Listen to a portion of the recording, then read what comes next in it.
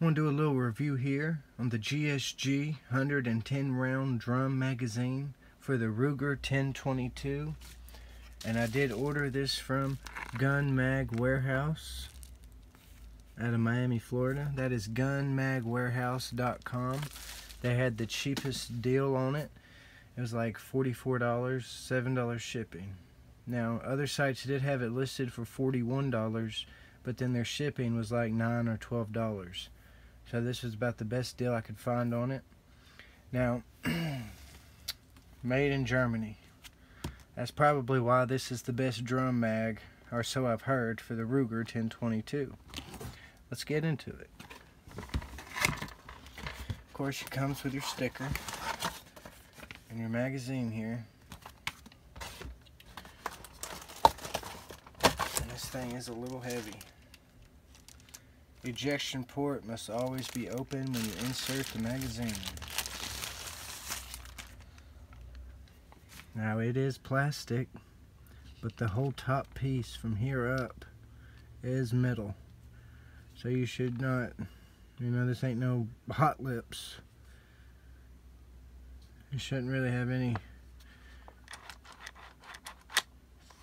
It is a rotary mag. I have already loaded this up to 100 rounds and then I unloaded it, as it does say not to leave it loaded like with most drum magazines. The only drum magazine that I know of that you can leave loaded would be the Magpul D60. But it's very nice. It is a little heavy and noisy, but I'll show you how to load a couple rounds in it here. And it does say not to use waxed ammunition.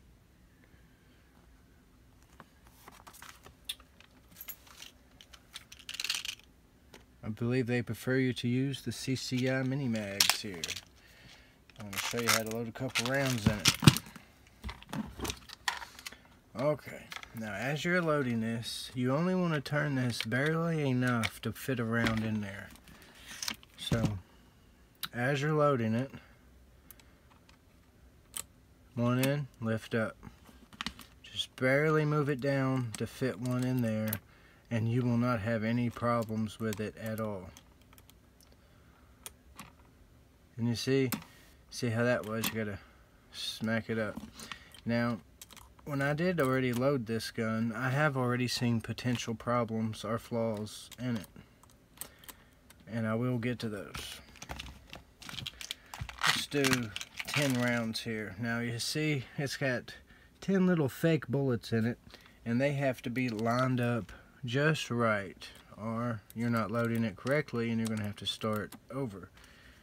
Now, like I said, if you just barely move the wheel enough to put one in at a time, you will not have any problems at all.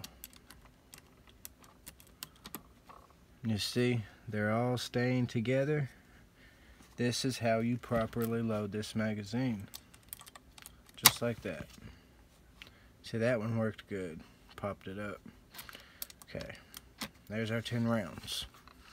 As you can see, there's no gaps. Now, if you are filling this magazine up and you see one here and none here and one here or none here, you need to unload it and start over. But like I said, if you just barely move it enough to fit one in there, you will not have that problem. Now, as you see the top of this, see that right there would work good. That would load into the Ruger. Now, let's take one round out. Okay, now, look at this. You see right there, I bet that when you close the bolt, I bet that would go right over top of it. Occasionally, this does happen. I loaded 100 rounds in. I loaded this whole pack right here to be exact. And this happened quite often. This is a potential flaw or a problem in it. You just have to move your things here and smack it up. But you see, it smacks up, but you touch it. Oh, okay, it went in that time. Alright, let's take another round out. See, it did good that time. That is great right there. That's where you want to see it. Let's do one more. Well, take that round out. And that did good as well. One more. And that did good as well. But you see, occasionally you get that one that wants to stick down. But so far these have done great. Ah, there we go. See that? You just gotta see it as I'm rotating the wheel. It does not want to go down. There it goes. And then you get it back on top. You want to make sure as you are loading these in that each one is like this. If you have one that's kind of nosedivey and then you go ahead and then load more rounds on top of that one, you will probably have trouble when you go to shoot that round. Not real complicated. You just have to kind of watch what you're doing. Now,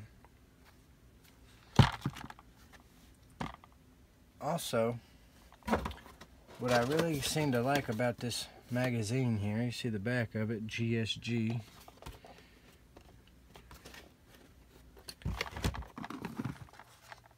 Fully loaded, this thing will be heavy in there. But, I mean, this is basically like a plinker.